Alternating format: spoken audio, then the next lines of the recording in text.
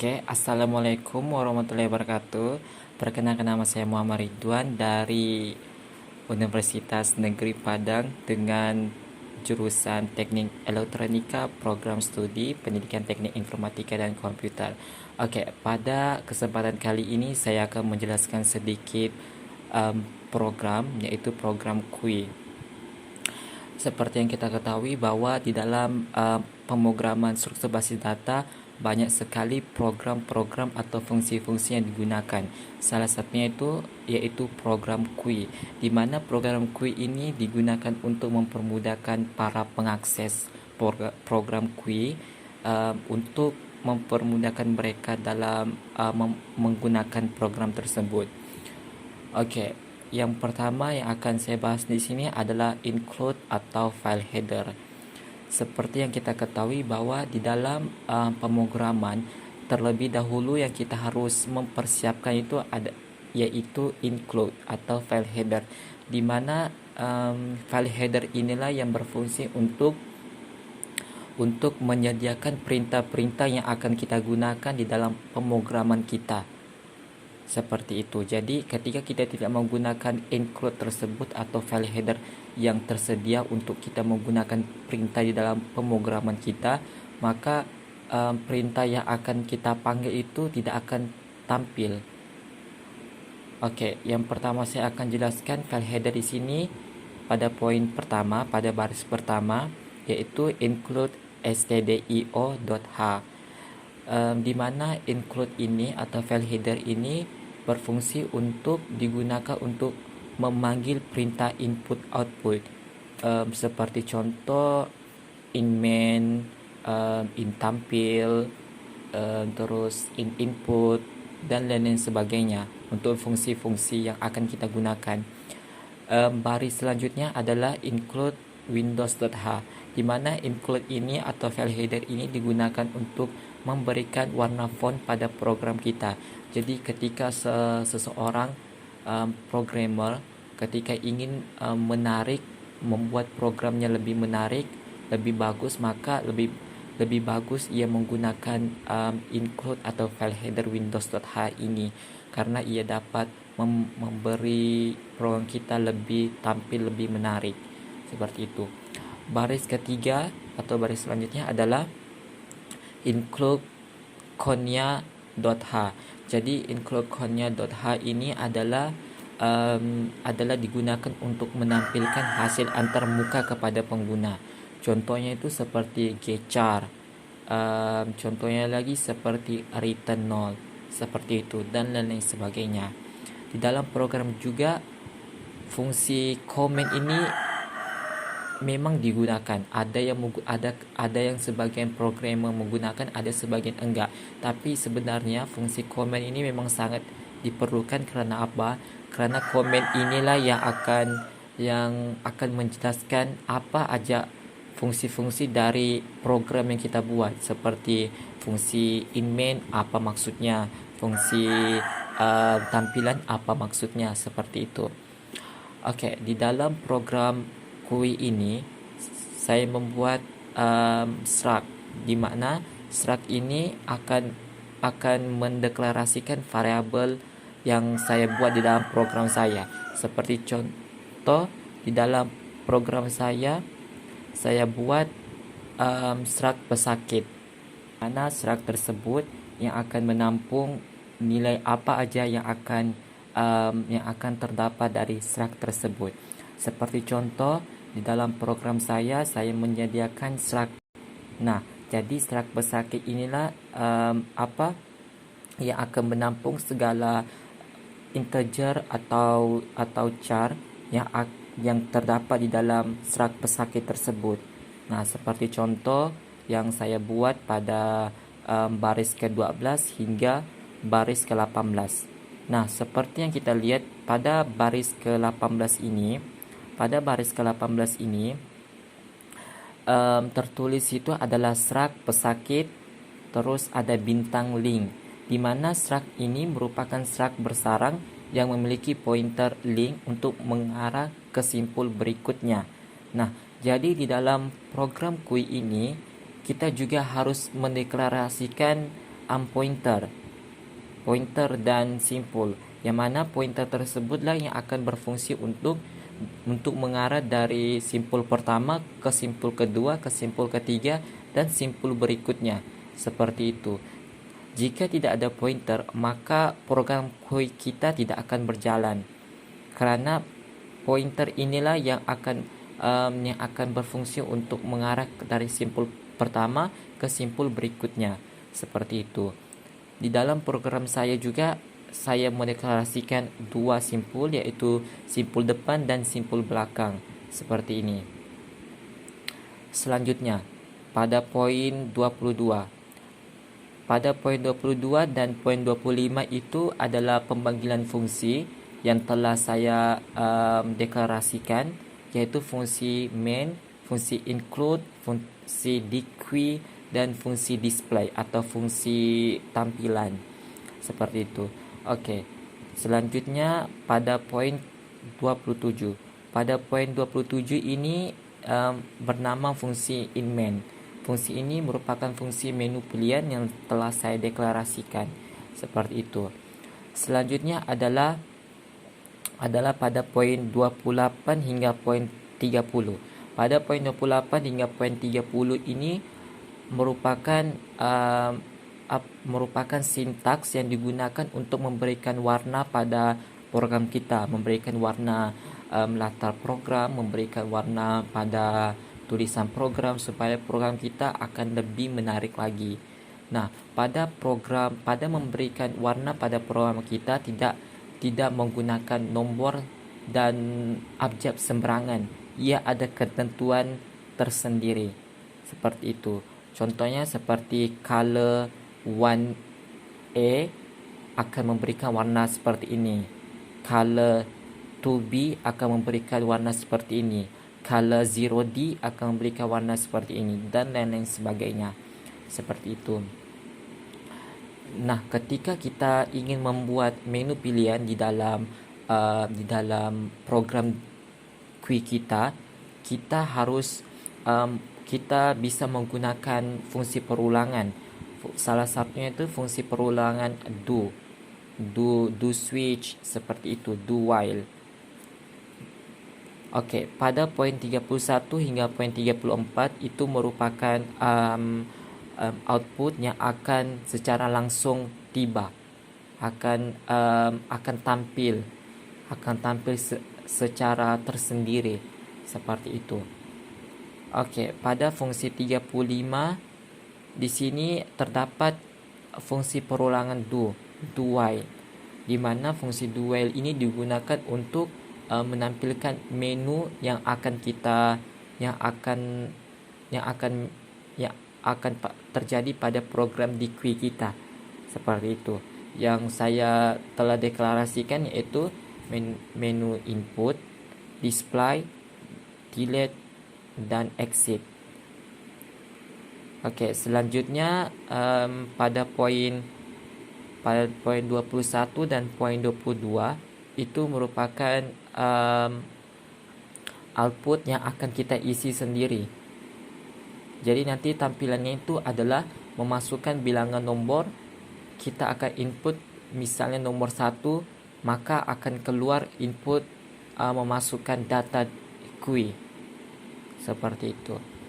Oke, kalau pada poin 45 hingga poin 62 itu merupakan fungsi switch case, di mana fungsi di switch case ini akan memanggil fungsi yang telah kita buat, fungsi yang telah kita deklarasikan sebelumnya, sehingga ketika kita memanggil fungsi tersebut tidak terjadinya error.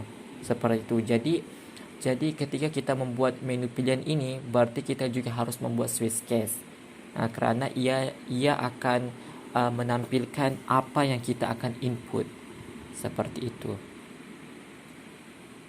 Pada baris ke-57 terdapat sintaks yang bernama sistem CLS, di mana sistem CLS ini digunakan untuk membersihkan layar dari program sebelumnya ke program seterusnya, supaya program kita terlihat lebih rapi.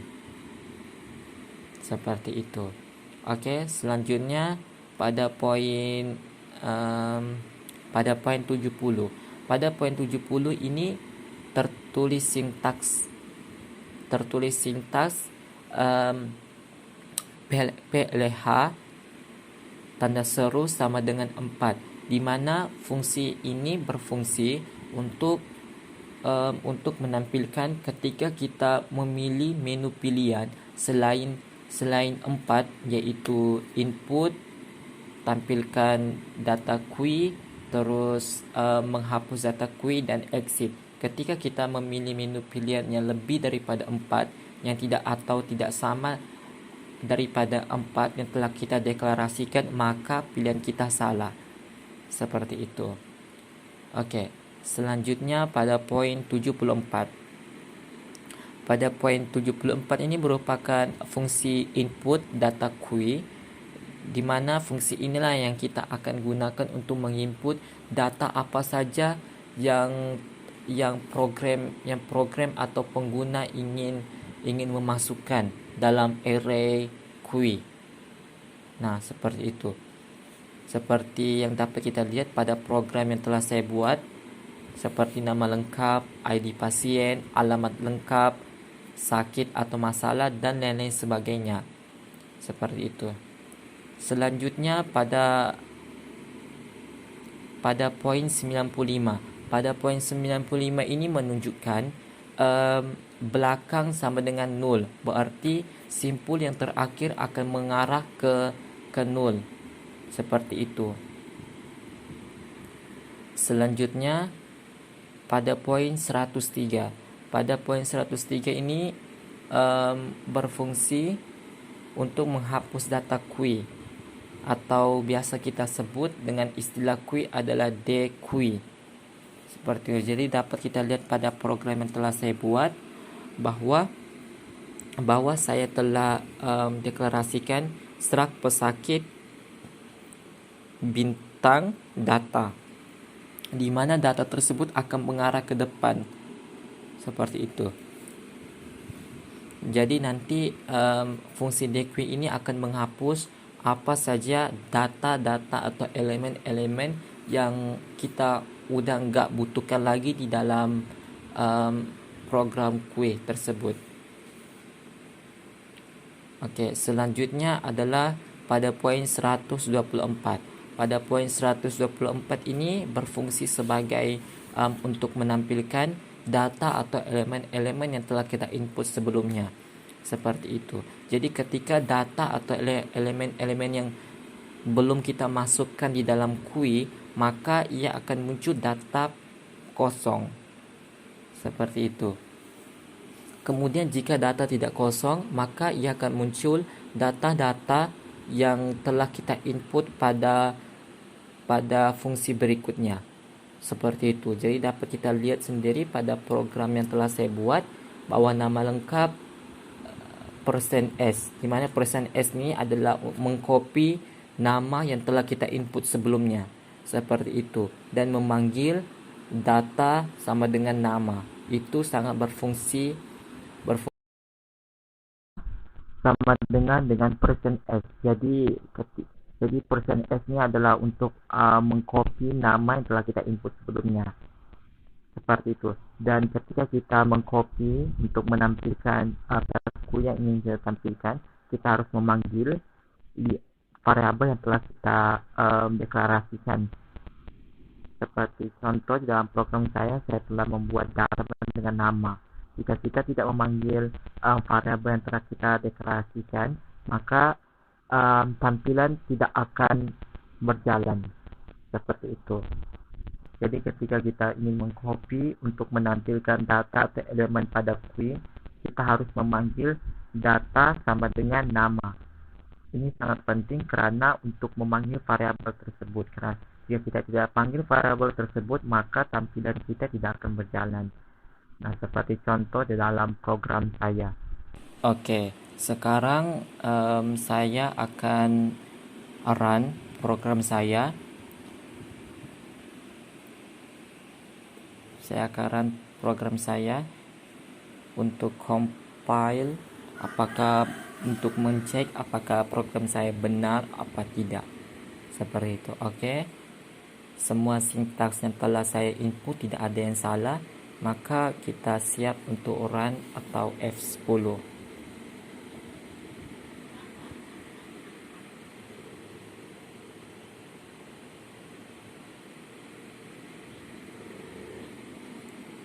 Oke, dapat kita lihat sendiri pada awal mula program saya telah berwarna warna gabungan dari beberapa warna. Itu merupakan fungsi dari sistem color yang tadi saya telah jelaskan sebelumnya. Seperti itu. Oke, pada menu pilihan input data pasien. Oke, saya akan input dengan mengklik nomor 1. Seperti ini. Input data pasien sebagai contoh adalah Ridwan. ID pasien contoh 1 hingga 5. Alamat lengkap contoh Padang. Terus sakit atau masalah contoh demam. Seperti itu. Nah, jika kita ingin kembali untuk mengisi data pasien tersebut, maka kita hanya tekan enter dan klik nomor 1 kembali untuk menambah data QUI. Sama seperti tadi, seperti contoh adalah Shida. ID pasien contoh 1 2 3 4 5. Alamat lengkap contoh Padang juga. Dan sakit atau masalah contoh flu. Oke, pada menu pilihan ini kita akan menampilkan data yang telah kita input sebelumnya. Saya akan mengklik nomor 2 dengan nama display data pasien. Oke, nomor 2. Enter. Maka data QUI kita telah pun muncul. Inilah yang saya sebut dengan program QUI, yang mana program QUI berfungsi sebagai FIFO, first in first out. Nah, jadi data yang pertama saya input itu adalah Ridwan dengan ID pasien 1 hingga 5, alamat lengkap Padang, dan sakit atau masalah adalah demam. Itulah data pertama yang saya input. Maka data tersebutlah yang pertama keluar, yang pertama tampil di dalam program QUI saya. Begitupun seterusnya. Seperti itu. Nah, contoh kita ingin menghapus data QUI, maka saya klik di sini nomor 3, delete data pasien. Oke.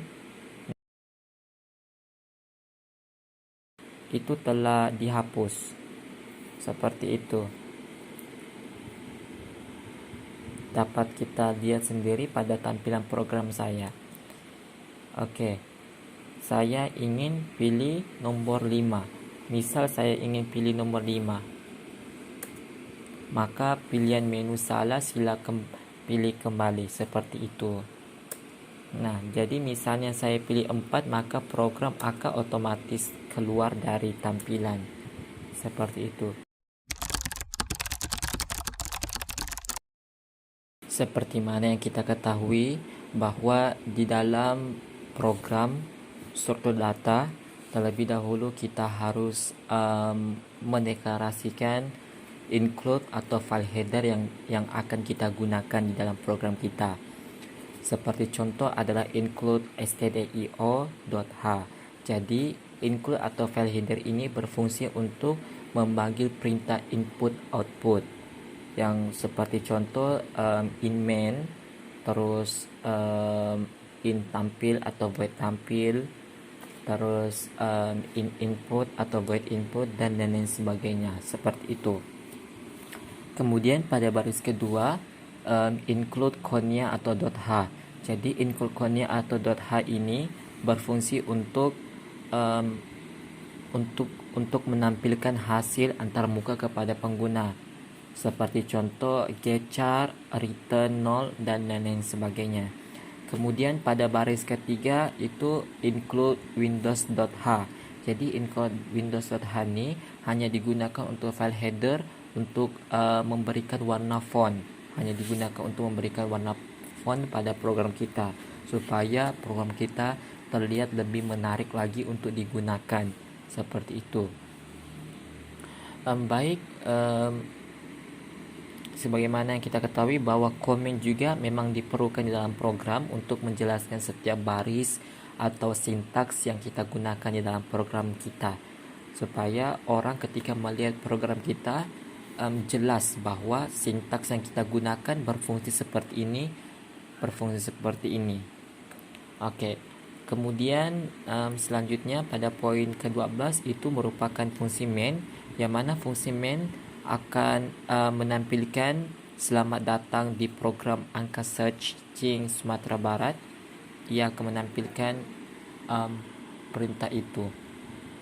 Oke, kemudian pada fungsi in-main ini saya telah deklarasikan variabel yang bertipe integer, yaitu integer i, n, cari ketemu sama dengan 0, dan array e berupa 100. Nah, jadi di dalam program saya, di dalam program searching linear dan linear ini, setelah memberikan batasan maksimal sebanyak array yang bernilai 100. Seperti itu. Oke. Kemudian kita berpindah pada baris ke-20 dan baris 22. Baris 22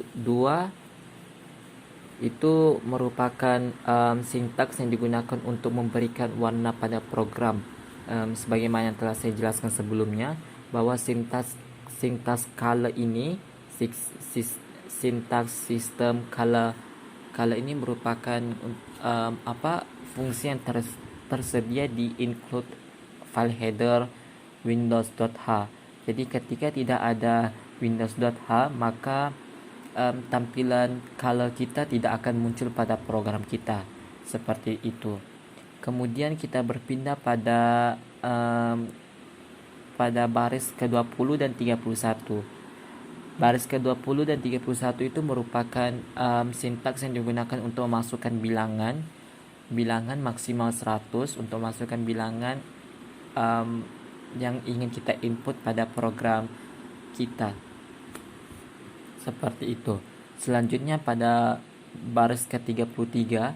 Baris ke-33 itu merupakan sintaks perulangan for, di mana sintaks perulangan for ini menunjukkan setiap data atau elemen yang telah kita input. Kemudian ia akan menyusun yang mana pertama yang akan tampil.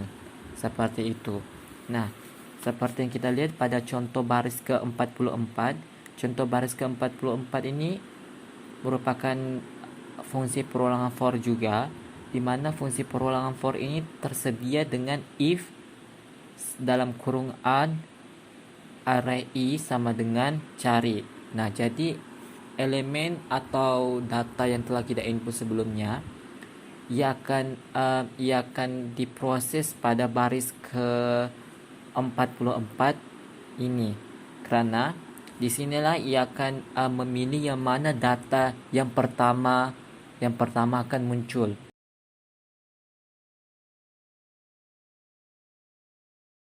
Seperti itu. Nah, jika data ditemukan, maka ia akan menampilkan data ditemukan pada indeks keberapa. Jika data tidak ditemukan, maka ia akan muncul maaf, data tidak ditemukan. Seperti itu. Jadi saya akan memeriksa apakah program saya berjalan dengan baik atau tidak. Oke, saya akan compile dengan mengklik F9. Oke.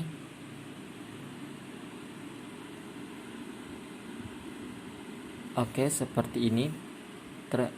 Program saya tidak ada yang salah, maka jika program tidak ada yang salah, kita cukup run atau klik F10.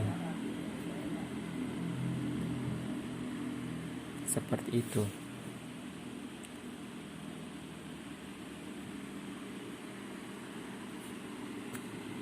Oke. Oke, masukkan bilangan angka maksimal 100. Saya akan klik di sini angka 5. Angka 5. Oke, masukkan bilangan pertama. Saya akan masukkan bilangan 4 misalnya, terus 9, 1, terus 2, dan 7. Oke, terima kasih telah memasukkan bilangan data. Oke, saya akan mencari bilangan pada nomor 9. Data ditemukan pada indeks kedua. Dapat kita lihat bahwa data pada indeks kedua bernilai 9. Berarti program saya sudah berjalan dengan benar. Baik, assalamualaikum warahmatullahi wabarakatuh. Pada kesempatan kali ini saya akan membahas tentang program sorting. Di dalam program sorting ini saya hanya membahas cuma 2 sorting, yaitu bubble sorting dan insertion sorting. Oke, sebagaimana kita ketahui bahwa di dalam program juga sangat diperlukan include atau file header, karena file header itulah yang akan menampilkan fungsi-fungsi yang akan kita gunakan di dalam program kita. Jadi di dalam program sorting, bubble sorting dan insertion sorting, saya telah membuat batas maksimal yaitu sebanyak 100. Ya, dapat kita lihat pada baris keempat, yaitu divine max 100. Seperti itu. Selanjutnya pada penggunaan komen memang sangat diperlukan dalam programmer, sangat digunakan dalam dunia programmer, karena itu dapat menjelaskan setiap fungsi-fungsi yang telah kita buat di dalam program kita. Seperti itu. Oke, selanjutnya pada poin ke-14 dan poin 16. Poin 14 dan poin 16 itu merupakan pemanggilan fungsi yang telah kita deklarasikan, sehingga program kita akan dapat berjalan dengan baik. Seperti itu. Oke, selanjutnya pada poin 18 itu, pada poin 18 itu merupakan fungsi menu yang akan kita tampilkan pada program sorting kita, pada program bubble dan insertion sorting. Dapat kita lihat bahwa di dalam program saya akan menampilkan ada 3 menu pilihan, yaitu bubble sorting, insertion sorting, dan exit. Oke, di dalam membuat menu pilihan kita harus menggunakan fungsi perulangan do. Fungsi perulangan do inilah yang akan menampilkan menu pilihan kita, dan kita akan menggunakan switch case. Switch case ini yang akan memanggil fungsi menu pilihan yang telah kita buat. Seperti itu. Nah, sebagaimana yang telah saya katakan sebelumnya, bahwa untuk memberikan program kita lebih menarik, lebih bagus ketika digunakan, kita cukup menggunakan font, cukup menggunakan sistem color 1A atau 2B dan lain sebagainya untuk membuat tampilan program kita lebih bagus. Seperti itu. Oke, selanjutnya adalah pada poin 58. Poin 58 yaitu in bubble. Nah, in bubble ini merupakan fungsi fungsi menu pilihan bubble, yang mana ini akan menampilkan data atau elemen-elemen yang telah kita input sebelumnya. Jadi nanti ia akan menampilkan dari data terendah hingga data tertinggi, seperti itu. Nah, dapat kita lihat sendiri di dalam program saya telah saya buat sebelumnya, sehingga dapat lebih mudah difahami. Seperti itu. Oke, selanjutnya pada poin 102. Poin 102 ini merupakan insertion sorting yang mana ia akan menampilkan menu pilihan insertion. Seperti itu. Jadi dapat kita lihat bahwa saya telah mendeklarasikan variabel sebelumnya agar ketika saya menginput data, program saya tidak akan error. Seperti itu. Dapat kita lihat pada program saya telah membuat fungsi perulangan for, yang mana fungsi perulangan for ini akan menampilkan data keberapa hingga keberapa, seperti itu. Jadi kita akan bisa melihat perbandingan antara data yang telah diatur dan data sebelum diatur, seperti itu. Oke, saya akan merun program saya agar kita dapat melihat apakah program saya benar ataupun tidak, seperti itu. Oke, kita hanya tunggu beberapa saat. Oke, terlihat bahwa program yang telah saya buat tidak ada kesalahan sintaks apapun, maka kita akan run. Oke, seperti itu. Oke, dapat kita lihat sendiri pada program saya berwarna untuk memberi tampilan program saya lebih bagus lagi. Oke, menu pilihan sorting. Saya akan memilih menu pilihan nomor 1. Oke, saya akan memasukkan bilangan data sebanyak 5. Masukkan data pertama. Oke, selanjutnya saya masukkan data nomor 5, nomor 1, dan nomor 3. Oke, lihat, kita dapat melihat sendiri perbedaannya. Data yang sebelum diatur itu merupakan data asal, dan data setelah diatur itu merupakan data yang telah kita urut dengan menggunakan fungsi for yang telah kita buat sebelumnya. Oke. Kemudian saya akan pilih menu pilihan sorting nomor 2, insertion sorting. Oke, seperti itu. Saya akan memasukkan bilangan sebanyak 4 bilangan data. Kemudian saya masukkan data pertama, data kedua, data ketiga, dan data terakhir. Oke. Dapat kita lihat juga bahwa data yang sebelum diurutkan merupakan data asal, dan data setelah diurutkan merupakan data yang telah kita gunakan menggunakan fungsi for, menggunakan fungsi perulangan for, seperti itu. Oke. Kemudian saya akan klik nomor 3 exit. Oke. Mungkin cukup sekian yang dapat saya sampaikan. Terima kasih.